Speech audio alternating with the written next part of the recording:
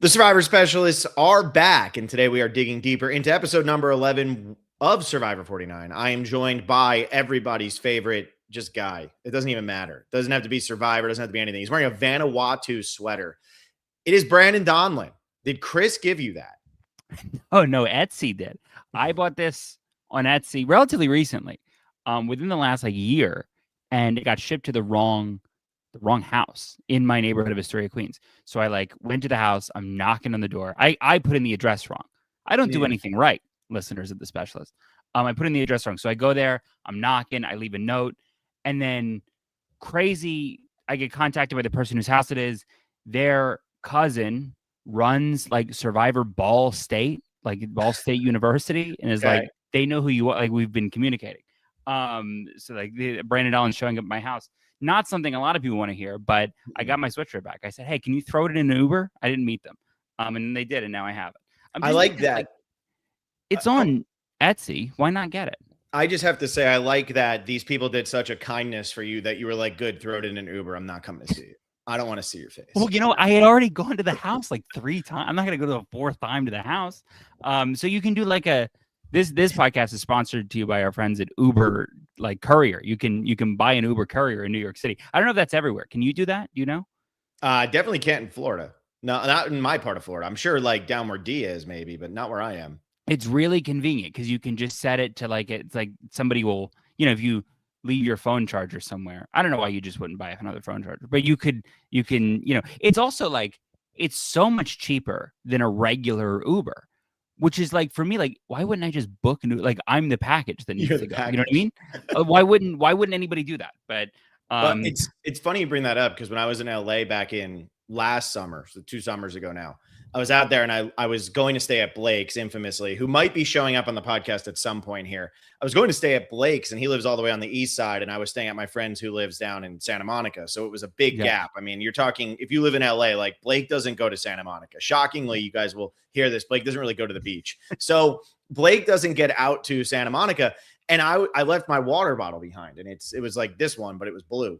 And I was like, damn, I got to get that back. I'm like, I'm going to have to drive over there. I'm going to have to figure it out. I'm going to have to Uber. And then my wife was like, you're going to Uber and do all that? Just buy a $10 water bottle. What are you doing? Was it sentimental? Did you have it in just a blue water bottle?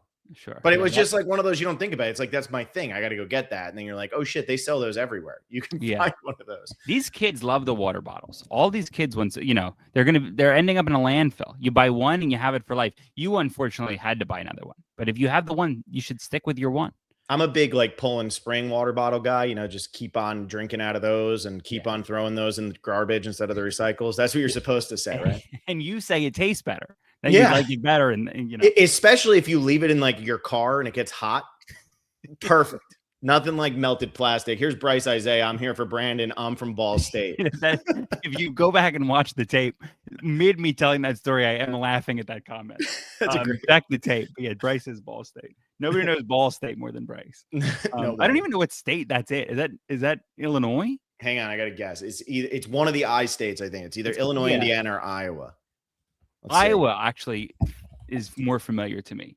It's in Indiana. So we both got it wrong. I knew it was one of them, but you went over 2. I wouldn't be good at Jeopardy. That's for sure. No. I love the chat. The chat's a great function. I'm going to click on stuff and I can't. No, I have to do it. See, Brandon, now that he's big time over at, doing his thing at RHAP, I'm here to click and make him feel like the peasant that he is again. RizGod says Liz/RizGod Stan Brandon. I love that couple. They're my favorite Survivor couple, and it's not close. I enjoy Liz God. I think is going to make a Survivor appearance, whether it's 51 through 55. Am I supposed to know who Liz is?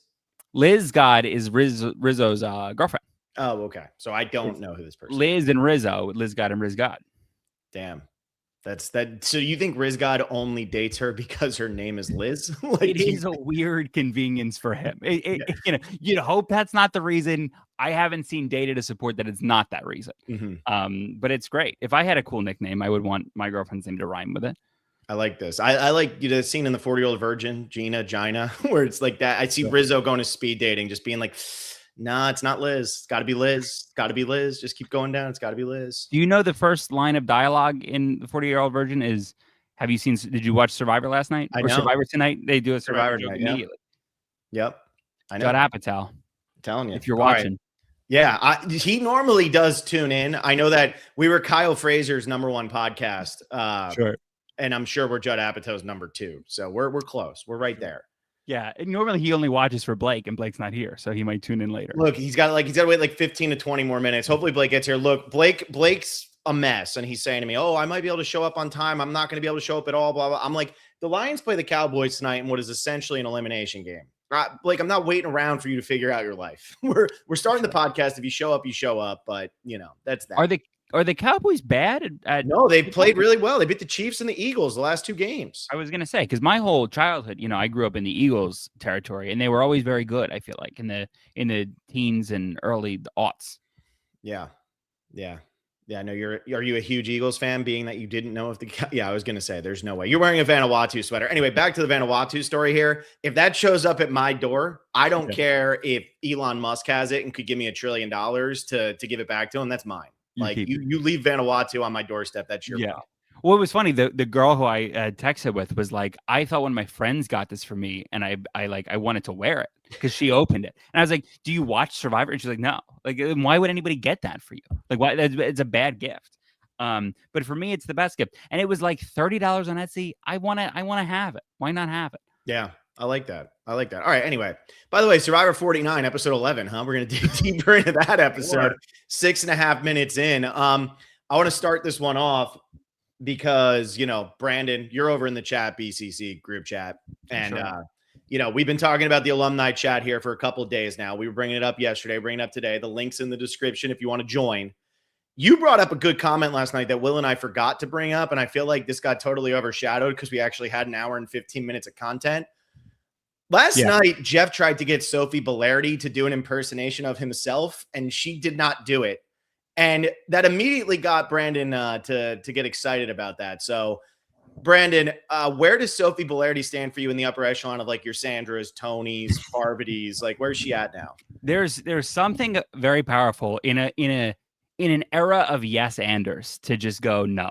Like, I'm not gonna take the bait. Now listen, and even this was said with the chicken and waffles song of 48. People tagged me in tweets that were like, if he asked you to do it, you do it. Talking about me. Of course I do it.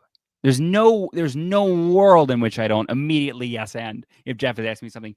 So which makes me appreciate the folks who say no more. And that's the situation that we saw with Sophie, who politely, it wasn't even like just like a no, because I think a no is less endearing.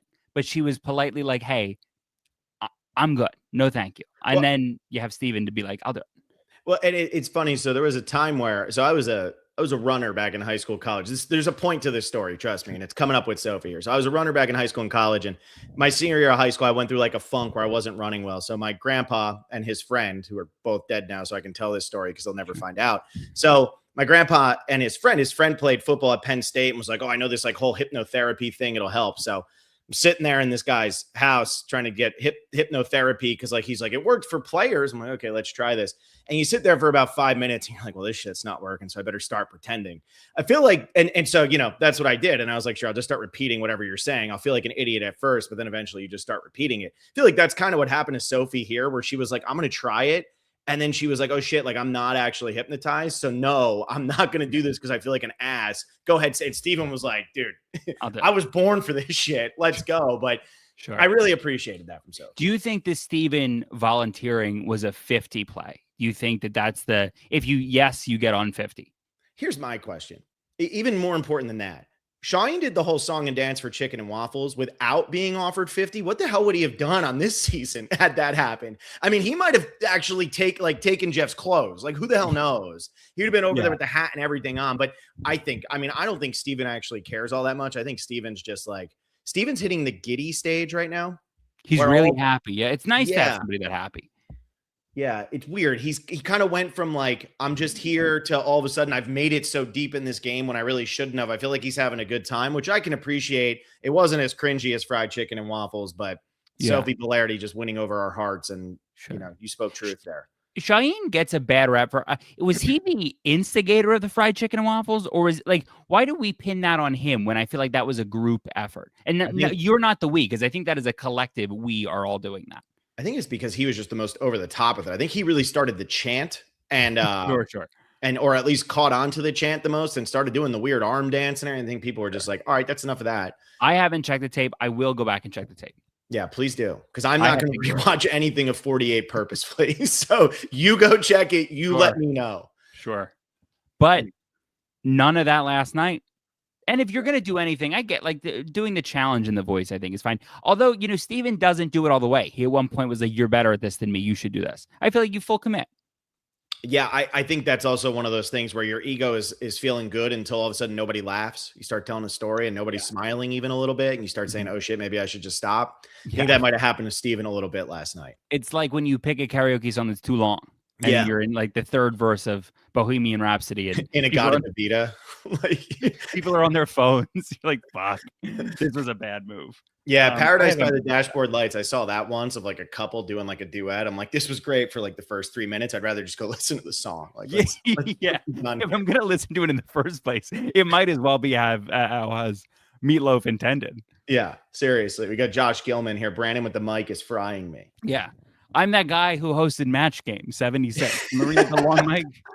The real long microphone. Yeah, that's what this says. I'm going to hold it. Josh, for you, I'm going to hold it like this the rest of the time. What's actually amazing is that's not even plugged in. There's nothing going on with that microphone. Brandon's just holding it. He just wants to. Yeah, I'm a prop comic. People ask how I prep for Survivor. I watch a lot of Carrot Top. And now I just had all these things I left at home. But here we are. I mean, look, we're never even going to get to anything in this episode. Maybe when Blake shows up, we'll get on track. Although I don't think he even watched the episode. But it's like Brandon was telling me, we're talking about casting videos and stuff like that. And you were saying it's like the whole Fozzie Bear scheme is what they wanted back when you applied. I mean, you're still doing it. You're still hoping the Waka Waka chicken over here. They when I walked into the casting room, they said, "What Muppet can you do well?" And I said, "Well, kind of all of them. In a way, aren't I all of them?" And they said, "Commit to one." I said, "I'm Fozzie Bear. Seems fine." Mm-hmm. Yeah, I mean, there's nobody else you could be. Sorry. You're stuck in that. Unless you did Beaker, that would be a fun bit to really stick to. And just keep saying meep meep over and over again. Sure. I hate a meeper. But I can see that. People get confused whether the Sesame Street, they count as Muppets. They are Muppets. But some people, I think, qualify them in a different way. You want holiday trivia? Please. You have some? I do. Bert and Ernie. You have the mic. Bert, yeah, thank you. I know Tegwith said I'm only here for a second, but is Brandon hosting an open mic? Yes. Where's everybody from? Where's Bert and Ernie? What are they named after? The Muppets, Bert and Ernie from Sesame Street. What are they named after? They're named after two characters from a very famous Christmas movie. I don't know. What Christmas is it? Okay, so I may you can guess the movie. You don't have to guess the actual character. Is it like It's a Wonderful Life? It is. It's the cop and the cab driver. Those are Bert and Ernie. I've never seen that shit, but I crushed that. I don't know. I crushed that. I was thinking Sesame Street is what? The 70s. I'm like, what Christmas movies are the 70s? It's that or Miracle on 34th Street. How have you never seen It's a Wonderful Life, man? People see me and they say that guy's probably watched a lot of movies. And the answer to that's I haven't. But you don't like sports either. So what are you watching? What are we doing? It's the show that I performed poorly at. It was most of what I've consumed in my life. But yeah, I've seen about 20 movies. I know a lot about some movies, but I have not seen most of them. Nice. All right. Well, do you know Holes? Because Camilla and Kyle, you would have been final 3 on that season if you knew Holes. So that's the first thing I said to Camilla upon meeting her was, "You and I would have really gotten along." There's nothing I love more than I've seen Holes 1,000 times. Stanley Elnats, man. What a guy. All right. You have to carry Madame Zeroni up the mountain. I tweeted after my program. I said, I must not have carried Madame Zeroni up the mountain. No. I feel like somebody should have told me to do that. Somebody died like in the boat or something, right? Yes. Kissing Kay Barlow. She has an overturned boat that she dies in. Yeah, that would have been Brandon. Yeah, well, it's nice to be out of the boat. I would have loved to have just stayed in the boat, on the boat rather. But what happened? There was Survivor was on last night. Yeah, believe it or not, Survivor was on. We already mentioned ChatBCC, so that's a check mark. That's good. And then we already mentioned Sophie Bellardi, so that's good. So we've done 2 things we're supposed to do. We mentioned Steven, kind of. I guess let's ask this question because a lot of people were conflicted about this journey. Is it boring? Is it this? Is it that? Brandon, I don't really care how you felt about the journey. How long would it have taken you to do this journey? It would have. So, do you want the fun answer or do you want the real answer? 'Cause I think see. we I both- want the real answer because I think a lot of people were saying it looked like Steven had an infinite amount of time based on how low that bag still was. Yeah, I would have been. I would have been fine. Would I have slipped and slid? It's the first time I've seen somebody else fall on rocks since my program. I think Steven had a wipeout on the rocks. But I would have been fine. It's just it's walking. I would have probably my montage would have been, I bet, funnier. I probably would have had funnier commentary while walking. And that's the thing people missed out on. I think that's so true because what's funny about last night's episode wasn't Steven's confessionals during this, but it was the fact that a lot of people are mad that he got 17 confessionals last night, which was funny because when I looked at the numbers last night, it said 9, and I said okay, and then all of a sudden people are like, no, 17. I think it's somewhere between 9 and 17, but it doesn't feel like he got 17 confessionals because all of it was in this one part. And what do people have their stopwatch out going, oh, that was 10.01 seconds, that was 10.01 seconds. Yeah. I didn't feel like it was an overbearing amount of Steven. I felt like the story made sense. I think what made this interesting was Steven was kind of running, right? He was trying to jog. He was trying to do a bunch of different things. And then when he got back, that bag looked like it had not moved an inch from where it had originally started. And that's when I started saying to myself, I'm like, this was designed for anybody on the island to be able to do. If Christina goes, and I pick on Christina because Christina is the worst at challenges right now, but if Christina goes, she's accomplishing this task, or at least she would have had the opportunity. Time wouldn't have been the issue. Whether or not she physically could do it would have been the issue. Right. And I mean, and Steven did look like quite out of breath at parts, but I wonder if that was more going through like rough water or what have you. Like I think that this, it was designed for, I think I even said that in ChatBCC, is it did not look like the pot was a little bit different than when he started it. I would like to get from Steven at some point how long he felt like this took him, just because I'm curious.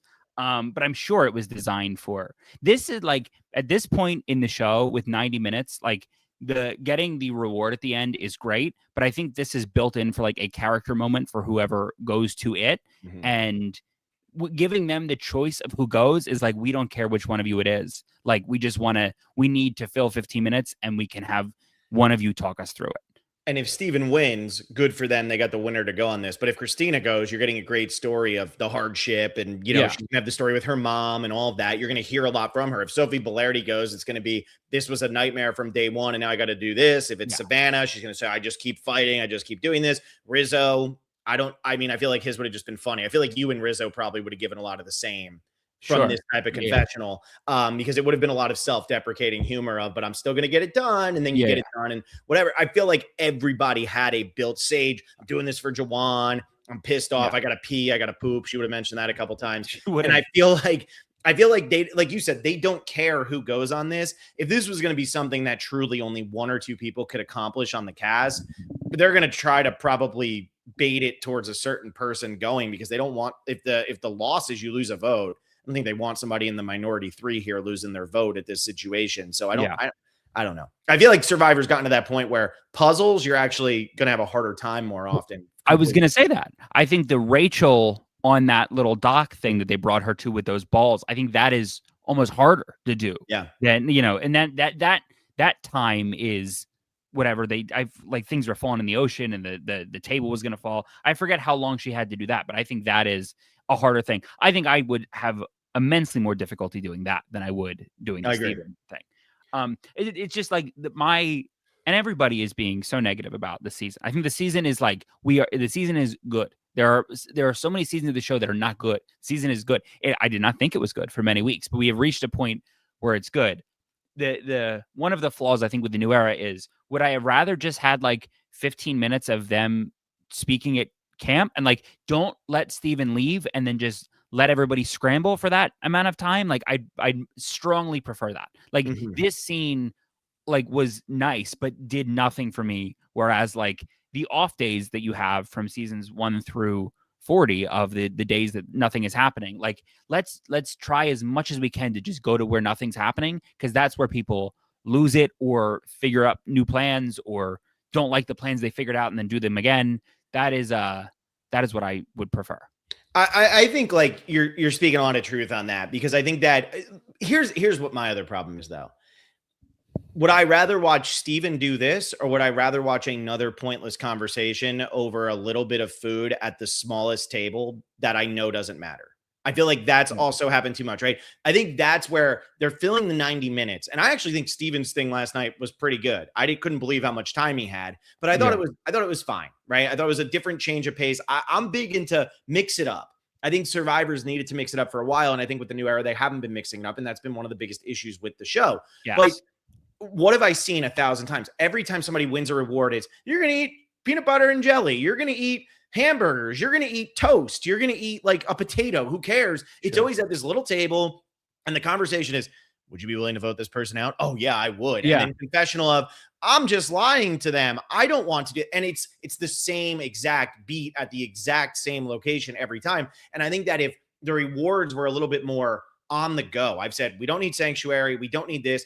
You can't tell me there's not a village in Fiji that they can go bring supplies to a school there. Like you can't tell me that they wouldn't want to do that. And Jeff doesn't have to go, just hire a truck driver and go do it. You can do that. And I feel like that's the kind of stuff that's missing. And that's what I'd rather watch. So for me last night, when I'm watching Steven do this, I'm actually okay with it because I'm saying this is different. This is something unique. He actually went around the whole island. Whatever, just give me something new. And I will say again, going back to the ChatBCC group chat, if you want to see what Survivor players actually think, they're in there, and most of them are very negative about it. And I've been very surprised about it because to me, I think since the Matt boot, this season has been great. I think that a lot of people are so negative about this season because of what happened early on. Look, we got to remember there's some shit like Amazon wasn't that good in the pre-merge.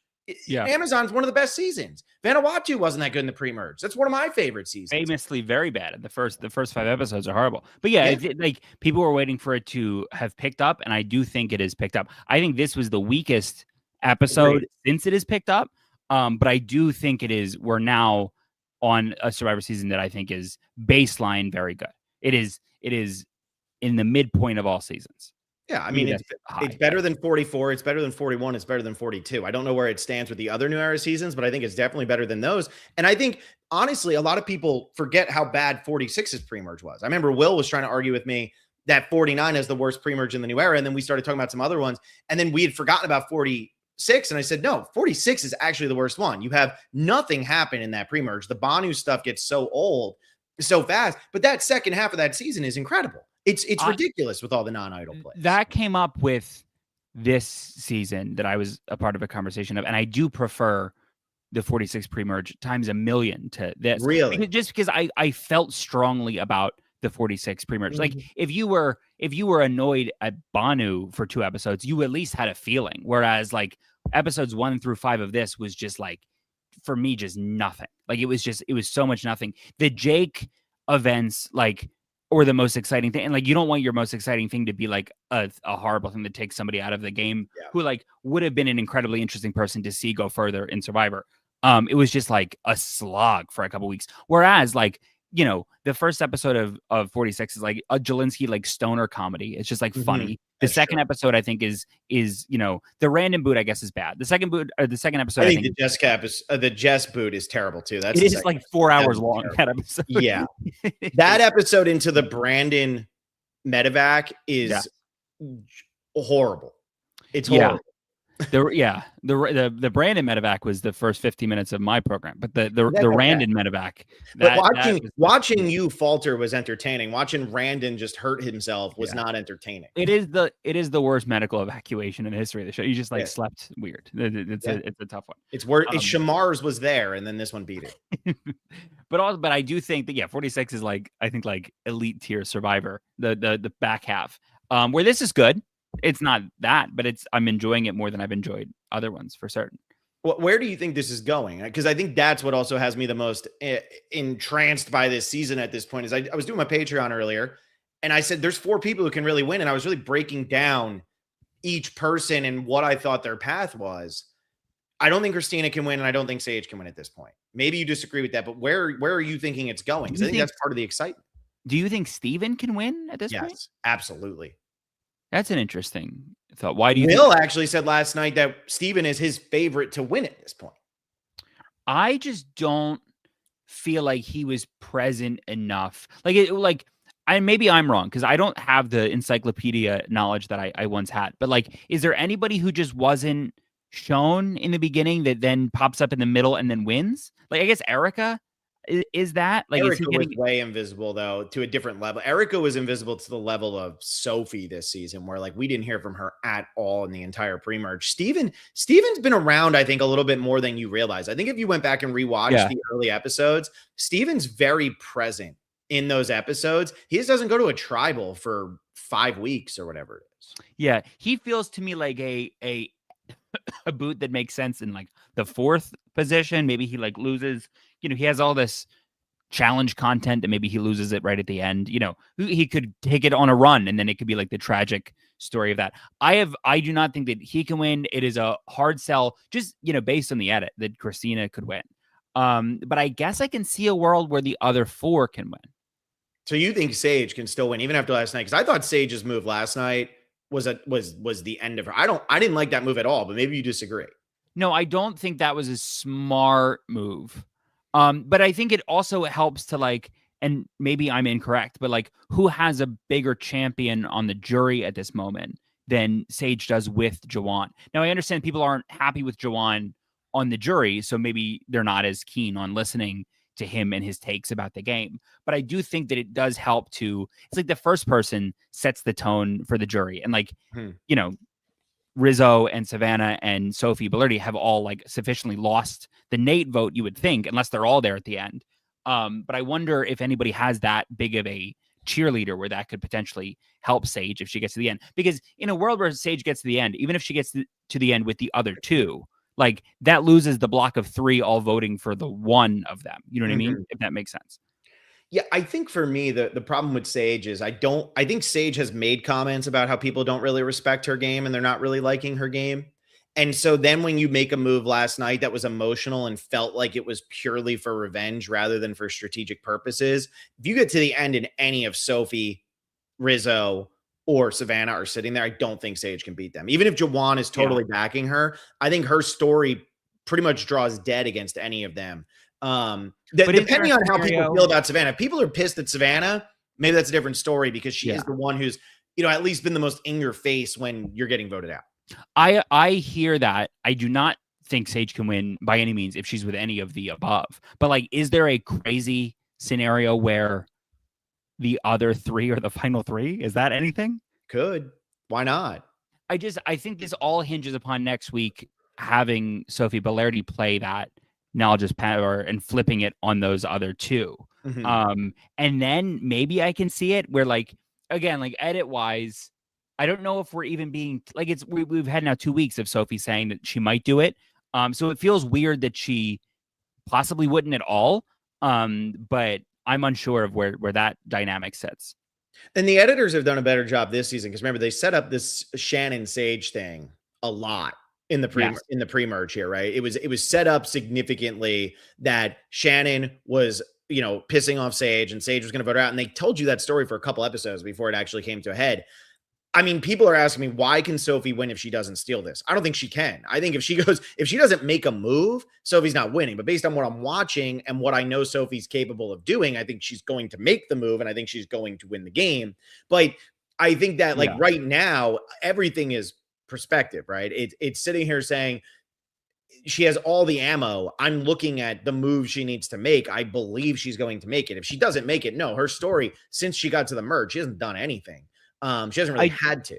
I do wonder though, if in her current perception, if having her whole arc of the pre-merge, like I do think, and forgive me if I'm incorrect, like I guess Kenzie is on a disaster-esque tribe and makes it to the end, but like that was a disaster, yeah. But this is like Sophie, I think, was on the most disaster tribe if she makes it to the end, where I think that story maybe holds more weight. Where maybe she is thinking her story is better than, granted, like Savannah is flashier and Riz God obviously is much flashier, but I wonder if in her perception that is story-wise is enough. And like, Savannah is pissing people off. I'm not sure, like it seems like everybody's leaving with Rizzo in good graces, even though Rizzo's been behind a lot of it, but maybe they're more mad at him than we can see that Sophie Bellerti is more privy to. But I'm curious of how that would work. Yeah, I almost feel like if Rizzo weren't to make the final three, he might be being protected a little bit here by the edit. He's just so fun and lovely and everything. Get ready to watch him on 50. Aren't we so excited? Yeah. I could see that being the case because right now, if Rizzo were to get to the end, I think a lot of casual viewers would be very confused as to why Rizzo didn't win, because he's not Russell. He's not pissing people off. He's got control of the game. So he's not playing like a Jake or an Owen where you say, I like those people, but they're not really able to do anything. I think a lot of people would be confused why he didn't win at this point. So maybe there's a chance that he's not going to make it there. And that's ultimately why, maybe he's being a little bit more protected. But one question I want to ask you here is, do you think that if Sophie does steal the idol, does she take out Savannah or does she take out Rizzo? I think you take out Rizzo. I would think. I think it's just like Rizzo is like almost Rick Devensy in the performances at Tribal Council, who I love. I can't get enough of Rick Devens. And I think that like for X amount of Tribal Councils in that post-merge game of Edge of Extinction, like it's the Rick Devens show at Tribal Council. It's like everybody else might as well not even be there. And I do think that that's the biggest resume tick of like, this was the show and now I'm the show. I think that Savannah also, like, maybe there's a path to like smooth it with Savannah more afterward. But I think that like, rather than like neuter Rizzo, I think I would just kill him. I think that would be my perception. I'm not letting my dog go to the vet with you. That's all I'm going to say. After the way you just said, not neuter him. Let's kill him. Let's get him out of here. Because most of the time when people ask me what they do with their animals, I say it's one of the two. You got to do one of the two. Yeah. And if one's already done, well, it's the other one. But that would be my move. I think more, and this is something that I had talked about in casting. I think that I don't have like a necessarily like heavy strategic mind, but I think that I see like the story more than most. I think I'm like more in on the narrative of what's going on. And I think that is a better narrative for Sophie to have of like, this whole post-merge game has been dominated largely by one person, if it's Rizzo, who's just being a show. Like, why wouldn't you take the shot there? And speaking of taking your shot, he's saying, hold on 2 seconds. That's his grand entrance, is saying, hold on 2 seconds. No, I agree.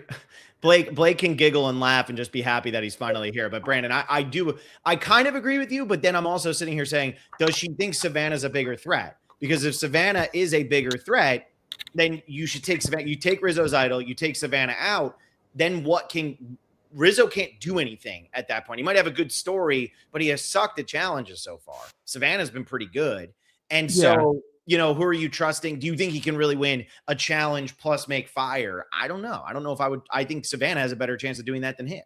I do think you take the bet though of like people on the jury. Like at this point when this happens, like you're assuming that Christina will end up on the jury at some point. Like people on the jury are not happy with Savannah, a couple of them. I think you take that shot rather than like, I think and correct me if I'm wrong, I think the show is showing us that everybody likes Rizzo, whether they're protecting him or not, they might be. But I do think that it seems like everybody like respects his game rather than maybe less so Savannah. It feels like, I feel like he gets the jury votes of we're voting for who we like. They're voting for him. I don't feel like, I know some people felt that he showed up Jawan a little bit, but I don't feel like that's the case. I like how Blake's going like half Brandon, half Phil with the glasses. And he literally got a haircut that said, I want to look like Phil. That's crazy. But I feel like right now, if you're saying he showed me up, I mean, last night when Sophie Segretti got voted out, Savannah went and turned her head and stared at her. And I was like, oh man, she is just like, I don't know if it's good strategy or not. I feel like it's not. But if Savannah wins the game, who the hell am I? We haven't seen this kind of stuff since Michaela pulled out the T. You know what I mean? Like we haven't seen this kind of attitude at Tribal Council, and I appreciate it. How much of that do you think is the 50 conversation halfway through? Do you think that is? You think so?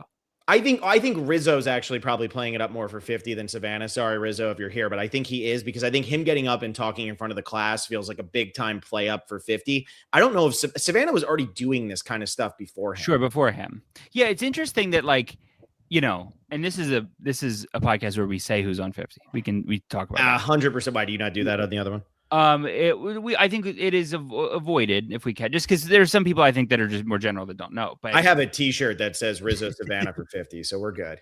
I do wonder if like we think that because we know they went to 50, but like is everybody else doing their like? I think Steven doing this at the immunity challenge. I think that is a 50-esque. Yeah, like just let me volunteer is like if your teacher says that, somebody's going to get a homework pass at the end of the day, like I would go get the chairs and put them away also, Yeah. I see that. And we only are getting the perception that they're doing it is because we're being shown them much more. But who knows? Who knows? All right. Do you want to let Blake in or no? Did that look like I froze? No, Blake. Please. Yeah. It looked like you honestly just had enough. You're over his shit. You were pissed, right? You said, "Why is Blake not giving me the time? Like, does he think he's better than me?" That was what you kind of texted me. It was kind of messed up. Yeah. I said, "I am God." I said, and then Blake's somewhere else. Blake, where were you? Just started quoting Vertical Horizon. It was a really weird 5 minutes. My Spotify Wrapped the other day, Vertical Horizon all over it. Couldn't be more on it. Vertical Horizon. Oh man. Shit. I hope all of you just thought about Vertical Horizon for the first time since 1998. All right, Blake, talk. I'm having a Brandon Donlon type of day. All right. Let me just tell you, I got a sub job, and it was one of those things where it was like, today's the day where I hope I have 5 hours to plan out my day, and I had 15 minutes instead. Mm-hmm. And then there was a crazy kid at school that I was like, let me write all kinds of stuff. And I was like, I'm gonna go to this job fair after this. And then the tickets were sold out, and I was like, oh crap. And then I was like, okay, I'm not going to that anymore. Let me stop at this bar for a beer. Let me check in on the Brandon Donlon and Phil, see how it went. And then it said, goes live in 36 minutes. And I was like, how dumb am I? When you so said I had to close out immediately, drive home. Drunk. Yeah. 65 beers in. When you said you had a sub job, I was unclear if that was like a Jersey Mike's situation or you were at school. Teaching because we're going to try and be a teacher one day. That way, when I get on Survivor, I can go, I didn't want to tell you guys, but usually I deal with 8th graders. Yeah. And that's unstoppable at Final Tribal Council. People dig that. Not a lot of teachers in the new era. Little teachers in the new era. Who's everybody's favorite teacher that's been on Survivor? Yeah, I don't care about your real life. Come on, I would know. I was gonna say you don't know Mr. Matt. Is like, who's the other teacher? Like Tommy's the only teacher that I can Tommy, man, teaching time with Tommy. Teaching time with Tommy. What about that one guy from Edge of Extinction? Oh, Ron Clark. Yeah, he's Ron the most Clark. famous I think more teacher of all time. Being in administration, but I think he's one of the world's best teachers. Famously, I think Oprah deemed that. Dude, maybe he can get me in, bro. It's because Oprah hasn't met Tommy yet. That's the only reason. Yeah, and we can arrange that. You were going to talk about that at the end of the show. That was our next deal that I had to bring up here. It's the season of giving, so Tommy and Oprah. Anyway, I'm not trying to derail everything, but our first 9 minutes were not about anything. Our first 9 minutes were pretty much about Brandon was just. I don't even know where we went. I forget what we even talked about. Yeah, how are you doing, Brandon? Do you have all your holiday shopping going? Did you get a raise from Rob Has? I have not bought anything yet. The problem with this, all the sales that happen, your Cyber Mondays, your Black Fridays, is I just want to buy me stuff. You know what I mean? It's hard to want to buy anybody else stuff when everything's so cheap. So I'm waiting, but who knows what kind of deals I'll score up. Have you finished all your pumpkin pie in the fridge? I'm not a pie guy. But did I finish? I brought to my girlfriend's house. I brought donuts for, if you're in the Philadelphia area, Federal Donuts. You got to get them. You know Federal Donuts, Phil. You've been there? No, I haven't. Delicious donuts. And I brought those, and we did finish those just the other day. We brought them. Are they just pretending everyone is a teacher in the chat, by the way? They are. Well, Mitch is. Kyle was like, I thought Mitch was a mailman. Mitch was a mailman, correct. Mitch is now a gym teacher. Kyle, I think, was a teacher, is now not a teacher. So really, Blake's doing this wrong to get on Survivor. He should have started as a teacher, but now he's going the wrong direction. You guys would never have guessed this, but I was a teacher. It would be a crazy mic drop. You'd be like, okay. And I thought that was you literally just saying you were a teacher too. And I was like, when you were like 22 or something? I would have been a great teacher, but I did not. I did not pursue. I had an English. I almost majored in English. I don't know where I might have just still been here. Nothing would have changed. But I'm going to be honest, man. You're doing better for the world anyway than being a teacher. You know, you're doing podcast stuff. I guess you're going to write a book eventually because you work at Rob Has. So that'll be, what kind of book do you want to write? I'd write any kind of book. I'd write a coloring, perhaps. You could do that. I think minimal effort on my part to do that. Oh my gosh. You could color. If you give Hannah Rose a Red Bull or something. She loves it. Listen, her and I have thrown up back a couple RBs and we've crushed them. Neither of us drink alcohol, so RBs are the next best thing. I love that. You don't want to be unhealthy. Drink Red Bulls. That's better. Better than my Coke Zero intake. Are you, Blake, enjoying the season of the program, or you're out? It is interesting because here's the signpost of who you're supposed to root for. And I've gone all in on, I actually really like Savannah. Anytime somebody wants to be like, she's not great, or like, I hate this mean girl energy, I'm like, Yirakatata. Like, this is what I like in Survivor, of like, whenever Savannah is like basically goading, oh my gosh, Jawan, goading him into being like, oh, do your over the top, like, I got you, girl, because I'm going to do it right back to you in your face. Everyone was like, I don't understand that. Does she not want to win? And it's like, these are all of my favorite players from the last 15 years of like people just doing that. Like, I don't care about winning in this moment. I'm trying to rockatata in Jawan's face here. I don't know a better word for that, but it's like, I don't think it's I don't think it's rubbing his face in it or anything, but it's more of like we were both trying to kill each other and I'm letting you know I killed you. Yeah. I mean, instead of being like, I didn't mean to, I sadly vote to get rid of Jawan. Sure. Like, I hate that energy. This is so much better. It's the same people that are clamoring like on every social media, and they're tagging Jeff of like, we want villains. It's the same. It's the Venn diagram is a circle of them. They're the ones who are tagging Savannah and sending her mean shit. Like, you know, you're hard, whatever. Like, the reason that we don't have villains, I believe, it's not Jeff. It's because it's like you can't handle it. It's like you, the viewer, like we are at a place now where we don't, like you, I shouldn't say we, because I'm not included in this. Like, you don't want to see that. You think you want to see it, and then you get upset when you see it, and then it's your first. You pull out your phone, and then your first DM is to this person telling them they're horrible. Like we have progressed past the point where we can all handle it, and the show that they are making with everybody who's very nice and could get a job in any job interview, like that, we have to have that because of you. I 100% agree with you. I've been saying this for a while now on the show. I think that a lot of times the reason we're not getting villains isn't because people aren't willing to be villainous. It's because people don't want to lose their livelihoods over a TV show.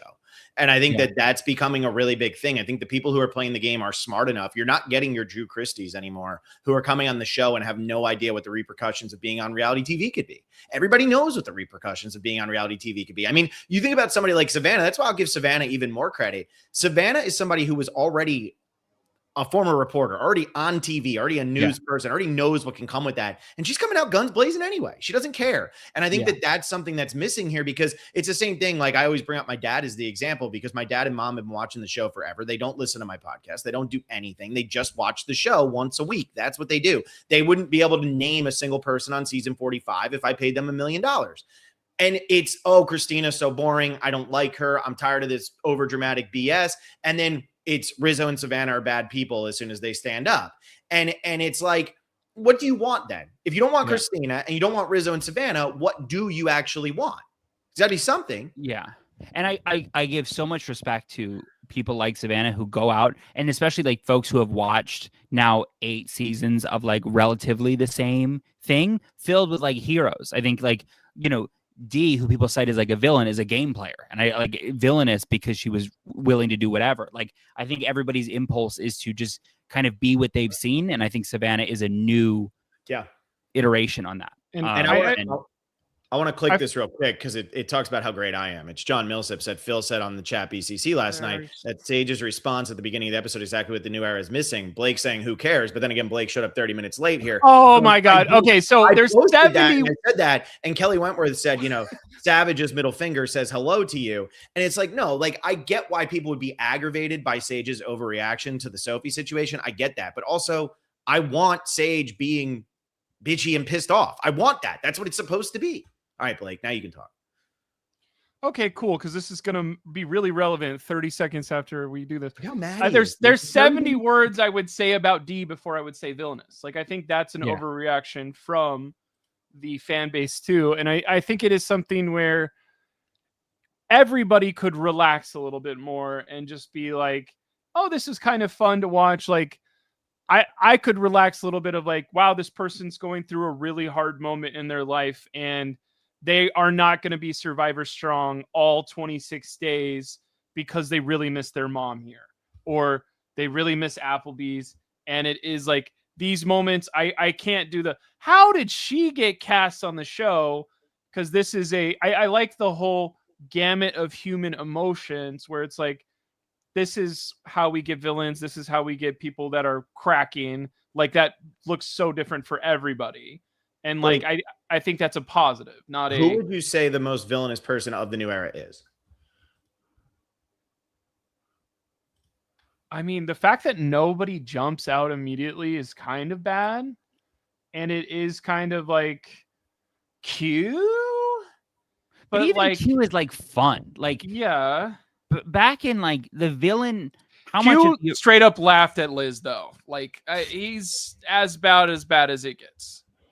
I see that the chat is saying Rome, and I think that I'm more inclined to go Rome than because I just think if you think of like the season 20 villains, like Rome is like a Corinne villain, which I think is a different type of villain than a Parvati villain. Like I think that you could throw D in the Parvati villain bucket, you could throw Shan in the Parvati villain bucket, whereas like I don't know what the viewing audience wants. I think they want like it doesn't seem like they want either because it's like they didn't want Rome, and they don't want Savannah at this moment. So it's yeah, go ahead, Phil. I was just gonna say for me, like I don't necessarily. I think Rome was probably way more over the top, right? Rome felt like he was more in your face. I'm following you around. I'm being annoying. But Rome was also just like he's an aggressive dude. Like that's what he's gonna do. Whereas I feel like with Savannah, what has she really done that's so terrible? Laughing in Juwan's face is like great TV. That's what we want. We just watched Karamoan for the Patreon. We just recorded everything. Brenda making Dawn take her teeth out is one of the most insane things you'll ever see in your entire life. And you sit here and you say, oh, we don't want villains. We don't want this. We don't want that. Back then, Brenda was voted second in fan vote behind only Malcolm. Yeah.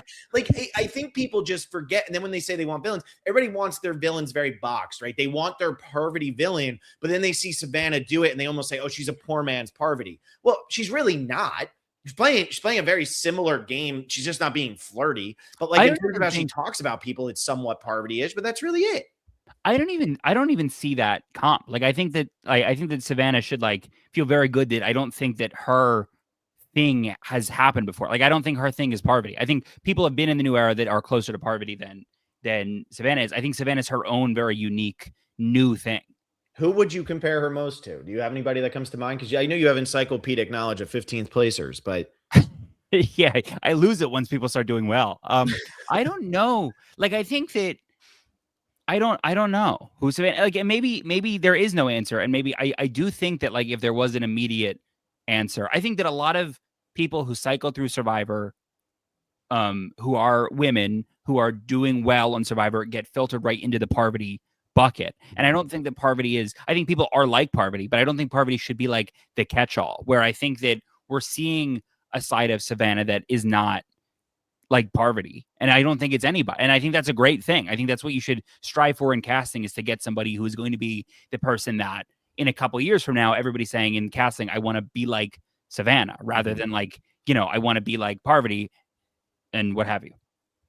Like everybody's going to say that for the rest of the time, but it's good to add somebody else in that conversation. I agree with you, because I think you're onto something there. I know there's comparisons have been made, but it is also just so funny how the reaction is so different. I mean, I think that the internet is mostly negative on Savannah right now, and I get it's fine to love to hate, right? I'm all about like there's certain players that you watch where you say I can't stand this. Abby Maria is one of those for me. I think Abby Maria is so obnoxious on both of her seasons. But at the same time, you're going to tune into what antics is Abby Maria going to do next? What stupid thing is she going to do that's going to make me so mad? But there's an entertainment to that. I'm not going on the internet saying, man, I hope bad things happen to Abby Maria and her entire family. And I feel like that's kind of like the world we live in now, where I think a lot of people just get frustrated and just want everybody to have bad things happen to them for really no apparent reason.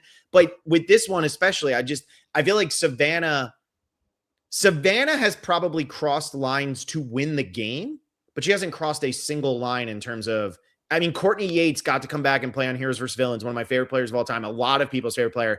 And the way she talked about the Nissan that season was insane. It was insane. Savannah hasn't done anything like that.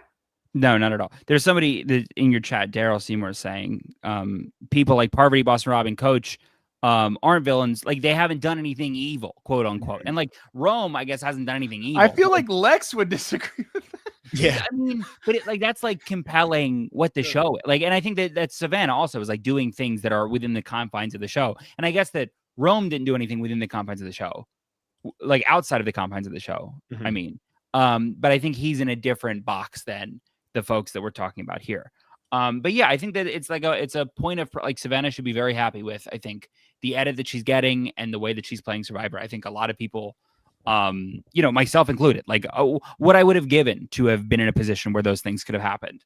And that's not like a self-pity thing. I think that's just like she should be immensely proud of herself for how that she's done all of this. And like everybody who watches, who's upset, like, they're not anything. Like, they don't matter. Yeah. They don't matter. It's like Ben Katzman always says, they're 15-year-olds without a picture. They're just yelling at you. When I hear that, I got a lot of people who have active LinkedIns with families. I think that the 15-year-old sat it out, but I got a lot of very frustrated adults who have a Roth IRA. They were incredibly upset at my situation. But almost if I fell on the podcast out of my desk chair, nobody would ever forget it. Put it in the best moments of the year. I really wish I wish you would have immediately, after saying that people with families and Roth IRAs hate you, if you would have immediately just face planted or something. Whoa. It would have felt scripted. It would have been very Don Knotts of me. But that's my take. Yeah, I think that a lot of the, I hear everybody's frustrations about the new iteration of Survivor, and I do think that the viewing public is at fault for some of them. I agree. I do not think that we are innocent as a group of people. I think that there are people on that team that want to make the show that we all miss and we want to make, and I think there are things that prevent them from doing it. And I think the internet, I think like the current political state is how we got there. I think COVID is how we got there. I think that the world has just changed in a way that people want to escape and see happiness, whereas 20 years ago, and this is not my take, Rob said this, many people have like reheated the same nachos, but like 20 years ago, the world's kind of okay, so you want to see some people kill each other on TV. Like, I think the inverse has happened, where this has to be like more of a retreat-esque show, because that's what the world, like, that's what I think they find that people want. And I actually think that, I think you're onto something there, but I think something also dramatically changed in Survivor that changed everything, because you have to think season 37, Angelina. Everybody loves Angelina, right? Angelina's come back to play for 50. Everybody loves her. She's a villain for sure. Dom's a villain from 36. 38, War Dog's a villain. I think people liked War Dog a lot. I think when Dan Spilo did his thing in Island of the Idols, I think that changed the way the Survivor community just views villains. I think that now, anytime anybody does anything remotely bad on the show, people are like false equating that they're just like really bad people because they've actually seen a really bad person on Survivor. And I think that changed people's minds, where now that like there's a peek behind the curtain. And then around that time also, you're having the news that comes out with Eric Huffman. You're having the news that comes out with Silas. Like, you're starting to hear some of these horror stories from before this. You're seeing that Varner's not really apologetic in things that are going on in his regular life. And so you start to question, is Survivor actually putting really bad people on? And I think then when COVID hits and with the political state that we're in, I think a lot of people do start getting into this negative. I want to attack. I want these people down.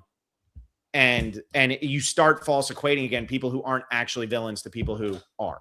Yeah, I hear that. I absolutely. It's an interesting, I've never thought about that in that context, but I hear that. One next layer for that, for somebody that has a radio, television, film, media degree, of like, some people can't change their mind of like, this villain has really cool clothes and a really cool car, but the villain's going to do something despicable in this movie. And can you go, oh, that villain's really cool? And people go, he literally sexually assaulted somebody in that movie. Like, how do you think that villain's cool? And it's like, no, he has a cool car and and it's like, but he did something so heinous. Like, how can you? And you're like, can we separate? Usually people do separate the author from whatever, but that's different. That's personal or whatever, where it's like, yeah, I'm supposed to think the villain is cool. And then when he does something heinous, there's a moral dilemma that makes the art of this art sing of like, oh, it made me feel something or whatever. And I know that's like really boiled down to talking points for social media, Twitter posts, but that's like a full on thing of, if you're not feeling something from this, like, I'm not saying we need to find more despicable people to put on TV, but if I can't go, I think Savannah's hilarious. And yes, she was kind of mean to Christina that one time, right? When she asked her a point blank question or phrase, you're like, both of those can be true. Like, I like this for a different reason. I don't think we should be shaming people of like, oh, why do you like them? Do you know that made somebody feel bad in a game for $1 million? And like, making somebody feel bad in a game for $1 million never came up in the conversation in the 2000s. Like, and that has been such a Big Brother thing. Like, there was a season of Big Brother where it was we can't go back because this was so despicable. But in a game for 500,000, in a game for $1 million, you've played this, Brandon. If somebody, like, in your group of 6, if somebody said, I know Brandon's having a bad day today, I'm going to make it worse. Because if he quits, I get closer to $1 million. Probably not your favorite person in the game, but that's behooves him because I'm trying to win $1 million. If Brandon quits, my tribe gets stronger and we can go forward. Absolutely. Yeah, I don't even think that I am clamoring for like people who are like despicable. I want a world where Savannah can do what Savannah's doing on this show that we're all watching, and then the feedback is not pitchforks on Savannah's Instagram comments. You know what I mean? Like, I like where we are now, and I want people who go on the show to feel empowered to do this. But I feel like people are less inclined to do so when they see the reaction of folks who are not doing anything that's near the stuff we've even seen. Yeah. You know, season 39 aside, but like the things that we've seen on the show predate, like Dawn and Brenda is a great example of like, we've seen much, much worse. And I wish we could get back to a place where we're just like, we're seeing Savannah do this, and either you have no reaction to it, or your reaction is, oh, that's funny, or, you know, I'm enjoying that. Or like, tell your parents or whoever you're watching with, God, I hate her. And like, let it be that. Why do you why do you feel the need? I mean, especially now, the Twitter algorithm, whatever the hell it's called, the algorithm is so bad that nobody who follows you is actually going to see it. And you're probably going to get between 1 and 7 likes anyway. Yes. So why are you feeling the need to just go and scream that from the mountaintops? And that's where I mean, since we started doing this podcast, I always tried to keep like let's try to think about this from both sides. I just think that it's crazy. I mean, we started in season 30. We had Rodney on that season. We had Joaquin on that season, right? Like, we had Will Sims and Dan Foley on that season. Then you get to 31, you have Abby Maria, and people are excited when she votes out Savage. They're pumped that Savage is going home and she's mouthing off at him and he flips her off. Like, Cass is on that season. And now we can't even handle just somebody laughing in somebody's face when they're getting voted out. Do I think it's a game-winning move? No, I think it's a bad move on her part to laugh at Jawan, to stare down Sophie. But at the same time, if that's what she wants to play it, I'm not going to sit here and say, man, this Savannah person, she's got issues. Like, but also, crazy. Like, that is what we want. That is what I want out of the television product. Of like, my favorite thing about this show is that people are going to be themselves. So like, when they need to, like, that you can only hide you for so long. And if that's like Savannah's inclination, it's not for camera. It's just like, in this situation in life, if something similar would happen, this is what she would do. Like, that's why you cast Savannah, and that's why that's why she's doing this on the show. Like, that's why it's compelling TV. And I don't like not getting that. Yeah, I agree. The last clear example too of villain stuff where everybody was like, let's go, was Thomas being like, she gave you this clue. Does she know we have it? Mm-hmm. We should rip it up and lose it. Mm-hmm. And if the person right next to him said, yes, let's rip up Star's clue, that's way cooler than anything that happened with the clue. That's way cooler than Star giving the idol to somebody that doesn't use it. it is just how do we cast somebody that when they hear Thomas say, should I make the craziest anti-move of Cluedom ever, they don't go, no, we can't do that. They go, good idea. Yeah. And then like, oh, but Star would be ostracized. She wouldn't have a fair chance. Like, she didn't mean that. It's a game for $1 million. I feel like we've lost that edge. And I feel like that's because we're casting we can't be like, they're all's fair in love and war, but there's also a bunch of rules now of we gotta be, we're all trying to be in Rent, and everybody's going to have different parts, but some of us are going to be the lead. Like, these are the two people that are going to make Final Tribal, and you guys will just go around 6th place. And it's like, that's what I deserve. I've said this in previous places, but Thomas is the person that I've enjoyed watching the most on Survivor in the new era, and maybe longer than that. Like when I for X amount of years was picturing myself on Survivor, like I wanted that. Like what Thomas did is what I, for every day up until the day I got there, thought I was going to do. Yeah. And then my situation worked out the way it did. Fine. But watching Thomas is the most that I've enjoyed watching Survivor since I've been on it, is just seeing somebody just do so much of, like, it's confessionals, it's the maneuvering in the game, like no matter what the finish is, which is early, like he did exactly what I always wanted to see on Survivor. I just thought it would have been me who I was watching do it. But he really did a great, and I hope the first second there's a theme to bring people back who went early. I hope he is the first. Yeah, I agree. I think Thomas is probably their biggest miss. I think Jesse even said that like that was a missed opportunity for them, and that was a player that they had high hopes to go deep or something like that, and he didn't. Either Jesse or Jeff, one of them said that when they were talking about, does it ever not work out the way you anticipate? And I think Thomas gave you pretty much everything you could have wanted from that character on that season. You got exactly what you thought you were going to get from Thomas. It was just early. So, yeah, I feel like that's a good discussion that we're having here around the villains and stuff. And I do think that there's also a little bit of jealousy that's going into this right now. Look, we just rewatched AU versus the World, where that was spoiled so long ago. And a lot of the people who knew Parvati was going to win were super excited about it. And there were some people who were not happy about it at all. And that led to this kind of like, oh, some people are loving this season more than they probably should, and some people are hating this season more than they probably should because they already know who's going to win because they read the spoilers. And I do feel like that might be happening with Savannah and Rizzo here a little bit, where it's, we know they're going to be on 50, so we're going to hate them a little bit extra because we're almost annoyed that they're going to be on 50, and they took the spot from somebody else, because I don't think there's anybody in the world except for Savannah, Rizzo, and their parents who was happy that they were going to take spots on 50.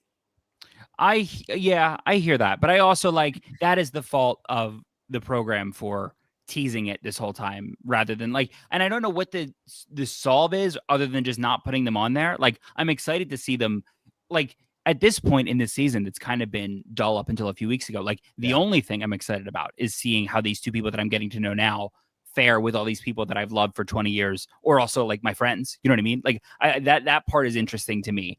But it is a hard thing for them to have teased it, for us to all have figured it out over the summer. Like, it's a shitty position for us to be in watching it, is just having to know. Like, my mom is the only person I think in America who has no idea. And like, after Jake gets medevac, she calls me. She's like, I think Jake's going to 50. I said, Mom, you're not going to lose. You're fucking right. Like, buckle up. And then MC gets voted out. My mom's like, I think it's Jake and MC. I'm like, Mom, you fucking crushed this. And here's what makes me happy. You're saying that while you're wearing the Vanuatu sweater in honor of Chris Doherty, who told his wife, no, I got voted out at Final 7. Oh, she found out final 7 episode that he didn't get voted out Final 7. So your mom is going to be shocked. Hopefully she's not listening to this podcast. If she is, go find something better to do. Did your mom watch your season? Yeah, of course. My mom has watched with me for forever. Like, she think you're on 50? What's that? Does she think you're on 50? Well, I did stop talking to her for about 8 weeks in the summer. Unrelated, though. I don't know where she thinks I was, but no, I'm kidding. She does. She's very excited for my buddies who are there. But it is a shitty thing that everybody knows, and everybody knows so fast. It's like the thought that I had about Jake, which is unrelated, but like, if they really wanted to, like, in this era of social media, like the last thing like this Jake thing that happened was, I guess, Beast Mode Cowboy, which is 2016. Yeah. The Survivor social media sphere, I'm there, but nobody else is there.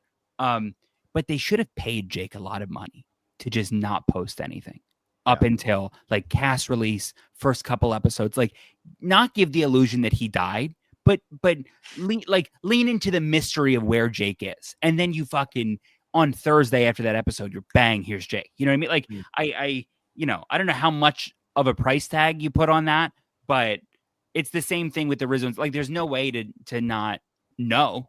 But I wish people didn't know. I wish we all didn't know. Like I'm operating under the assumption that we all know. But then I'm like, I read Survivor Reddit just like everybody else does, and I see people who don't fucking know. I'm like, oh, it's crazy for this long. We got so much shit a couple weeks ago where people are like, we didn't know. I can't believe you're saying this. I'm like, we've been putting them in thumbnails since May. like we have not been out. We did an entire Brant steal where I think Savannah went very far. Like we have been talking about it very openly, but again, I think Rizzo got 4th place. Was it Rizzo? Whatever it was. It's like, I think people, like, there are people who just really only watch in a certain way. And maybe now they're starting to discover podcasts, or just they're starting to discover Survivor Reddit, all these different things. And, they don't have Spoiled Survivor hearted like Blake does. Yeah. And so they don't know these kinds of things. It's always my favorite because he always knows it's coming and it's always going to ruin his night. But it's one of those where the Jake thing, how can you pull it off? You really can't, because you can't have this guy pretend he's dead, right? Like that's so hard to do. I hear that. But at the same time, the Savannah and Rizzo thing, I think the killer of the situation is we knew it was going to be 2 people from 49. If you didn't know that there were 2 people from 49, would we have found out? Absolutely. I can't pretend I'm not going to find out. I go on Inside Survivor. I'm going to see it. He's going to post it. But there wouldn't be this speculation from all of the other people in the community going, who is it? And then you get the asshole who goes, oh, it's Rizzo and Savannah. Like, like the people who genuinely don't know and want to know are asking that question. Yeah. And they're being told immediately who it is, because everybody knows. If you had just never said that there were going to be people from 49, maybe we all would have been a little more hush-hush about it. It's the same with the villain thing that I think I'm like, the problems that exist in this world, like look to your left and your right in the Survivorverse. Like it's one of your people is guilty. Like I think that it's people who are just ruining the fun for everybody else, of like a thing that has brought so much joy to all of us, myself included. It's just like, it's shitty to have the fun suckers, but yeah, they put themselves in an impossible situation. Like if they, before Millennials versus Gen X, were like, we picked 2 people. Like, I guess that's a little bit more fun because like Michaela's pre-jury and Zeke's out early. Like I like that more. But really, like the thing that I'm most excited for now watching the back half of these episodes is like, oh, these are people that I'm going to spend X amount of weeks with in the spring, with all these people that, like, you see how much Rizzo loves the show. Rizzo's talking about fucking Ozzy in a confessional 3 weeks ago. And he's going to potentially meet Ozzy on the show. Like that's for me, really good narrative storytelling. I understand why people don't like it, but I'm excited also like to don't see meet your hero sometimes. Maybe. Well, that also. And then to see, you see Savannah have that conversation with Christina, which we all are talking about online, and people have their varying, perspectives on. I think it's entertaining TV, certainly. Nice. Like then Savannah's going to go do that with Angelina. You know what I mean? Like that's good TV. Like that's the lens that, if you're frustrated about knowing, I think that's the lens that watching the show has been helpful for me, is just picturing that.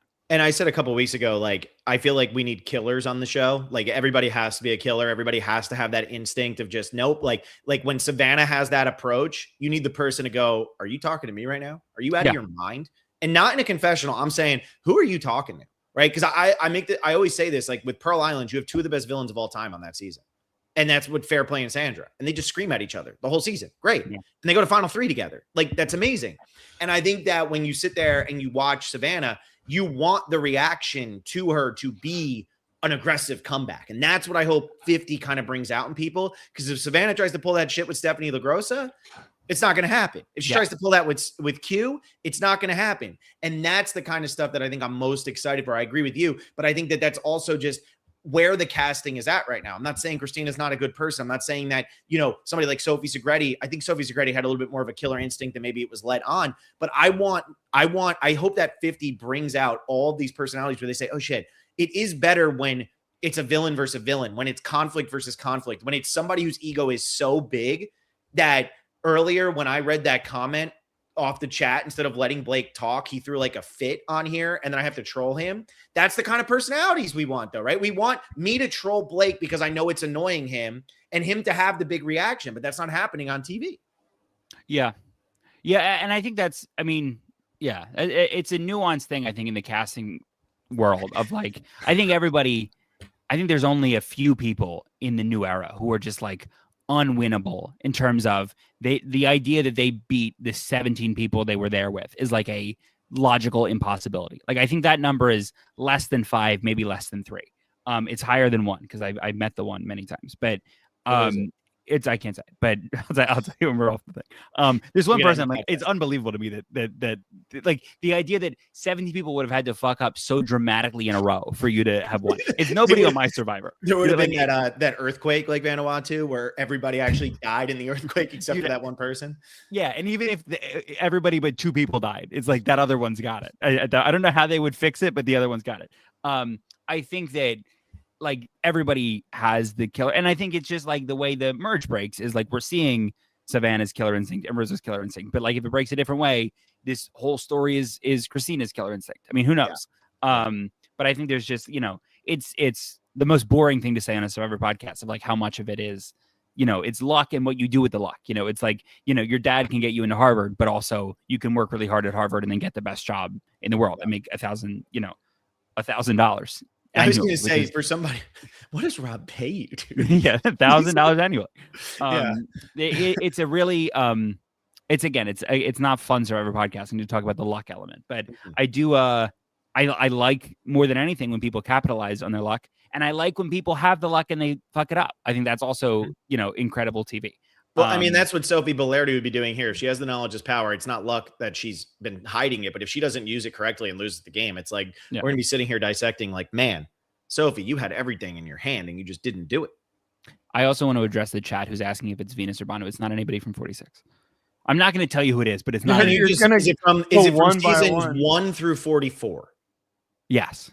Yes. Okay. Is it from seasons 1 through 43? We're not doing it. It's from 1 through 44.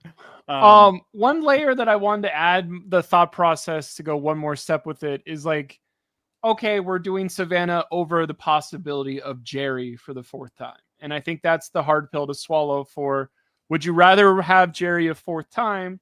And I do want to say, this is a slam dunk because we haven't seen the end of 49 yet, but what would it take to have Camilla? Okay, we did see all of 48. We have Camilla over Jerry.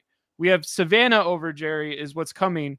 And I think it's something where I'm excited, just like you're saying, because Savannah is a above average player in Survivor by far. I think you put her on a lot of newbie seasons and she's hitting final 5. I think that's why you can do a Parvati comparison. I think somebody like D is also that strong. That's why I'm excited to see D as well. And I think whenever you're saying, oh, if Savannah buzzsaws, does she get buzzsawed back? Do the buzzsaws clink? Do they go, oh, hell yeah, we do the same thing. Let's work together because I don't want that energy against me. And I know that there's some wiggle room. Let's wiggle together. Every single one of those options is good. Yeah. The only option that isn't good is like, oh, I got caught with my hand in the cookie jar. I guess I'm going home 23rd place because there's a double boot every 2 days in the first start of this. And it's like, as long as she doesn't get 23rd place, I think it makes sense for Savannah to be on 50 at this point. Yeah. And really, like the Jerry comparison is like, I want to live in a world where I am thrilled that Savannah's on over anybody. Like I like that better. Like I would trade Jerry for anybody on the season 50 cast by like anybody. I would have rather even Sari. Yeah. Yes. I would have rather had Jerry.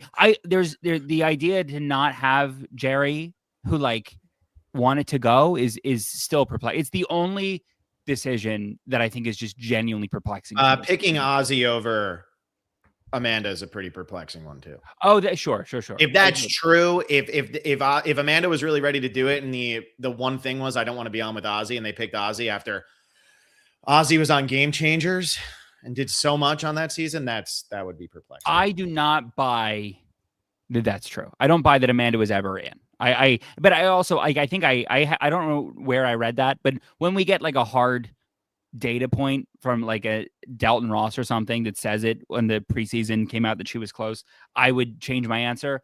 But as of now, I'm operating under the assumption she did not actually want to go. But fucking Jerry did.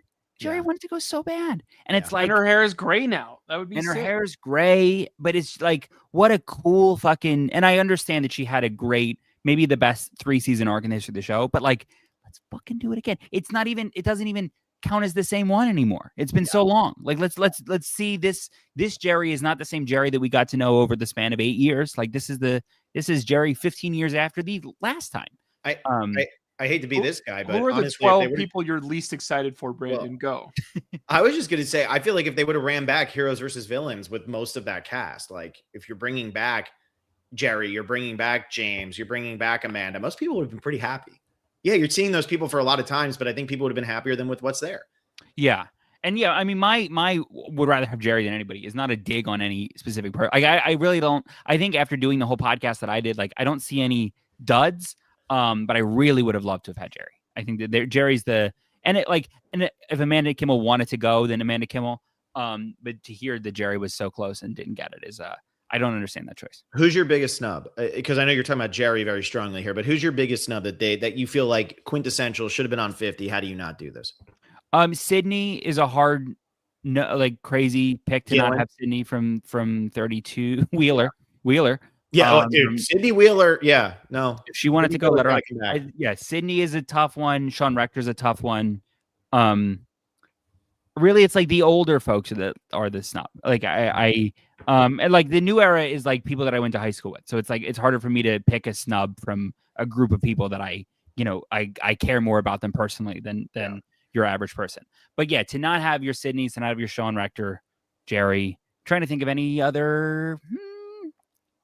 Are there any 3-time players or something that you would have wanted to see? Like, do you think Kelly Wentworth for sure? I think Kelly Wentworth is, but I also I am the biggest proponent. Like, I think Kelly Wentworth we will see her again at some point, sometime soon. I think that she has entered the Survivor lexicon to where whether the Trader scoops her up or one of these other shows they scoop her up.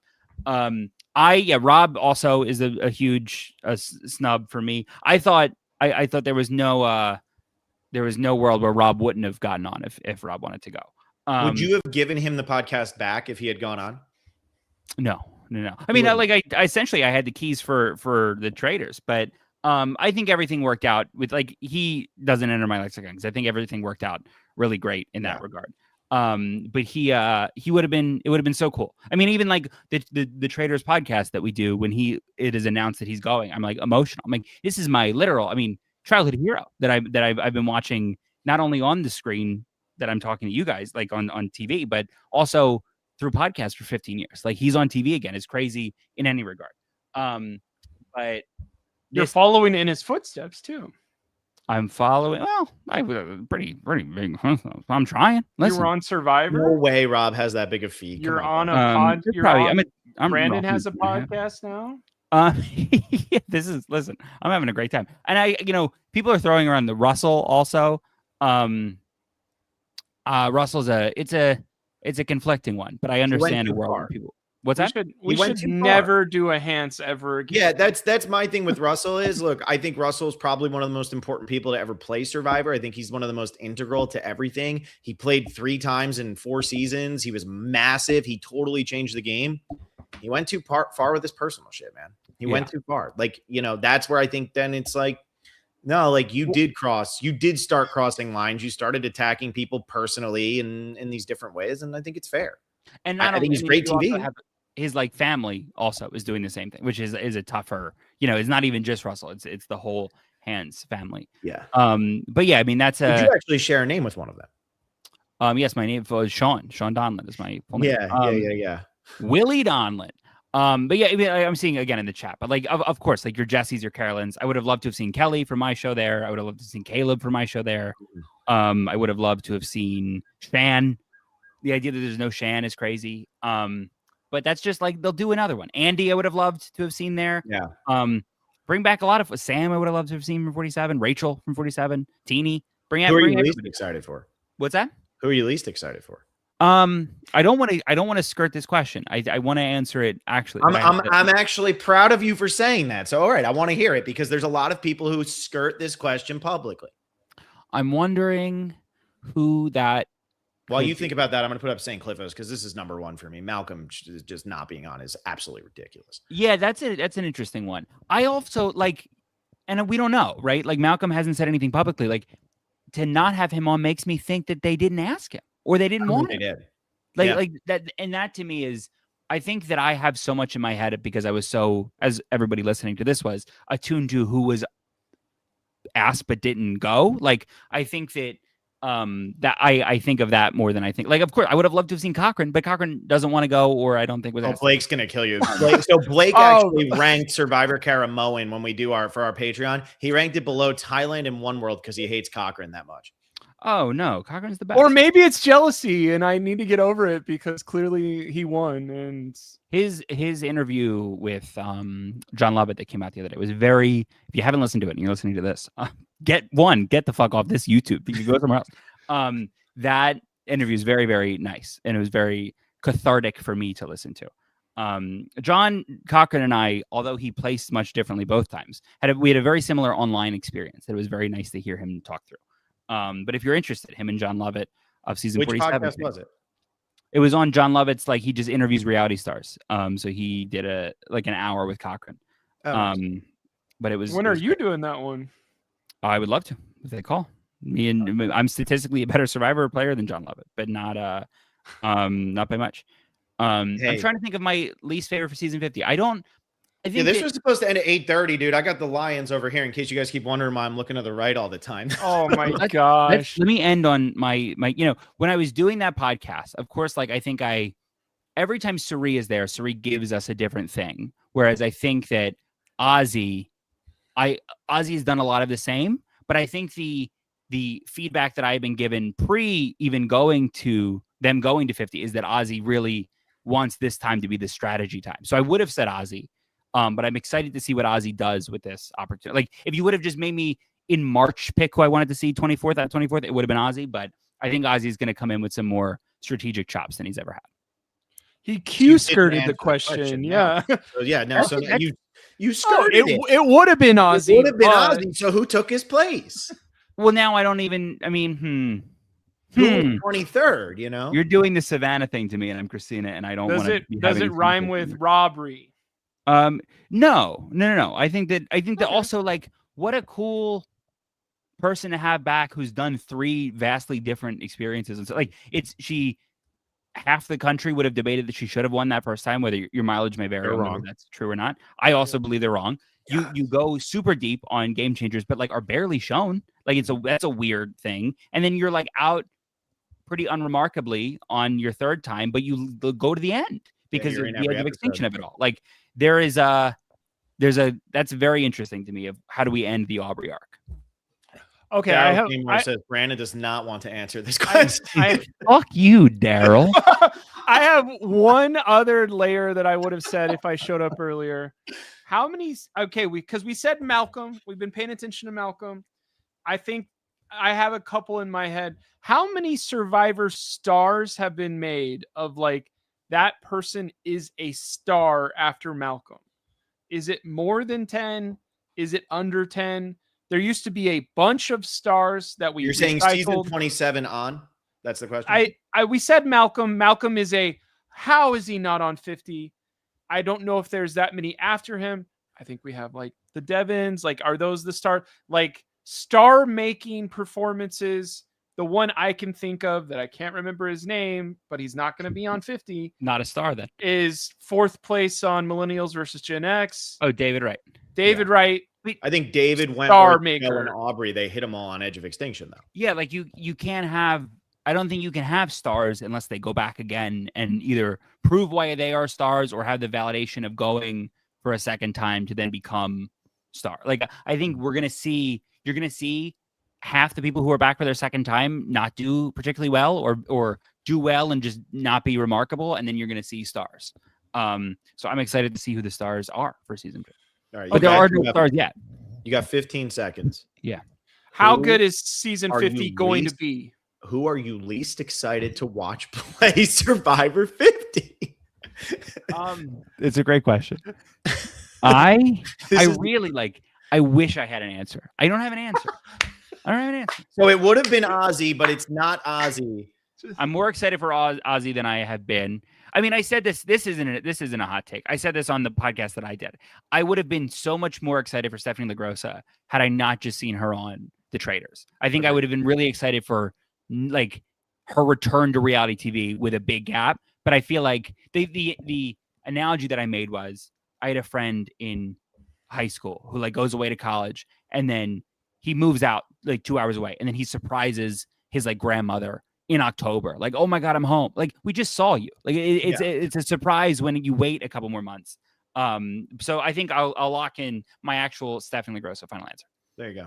Yeah, see, I would have said Tiffany. That would have been the easy answer for me. And I think that's I think that's super cool.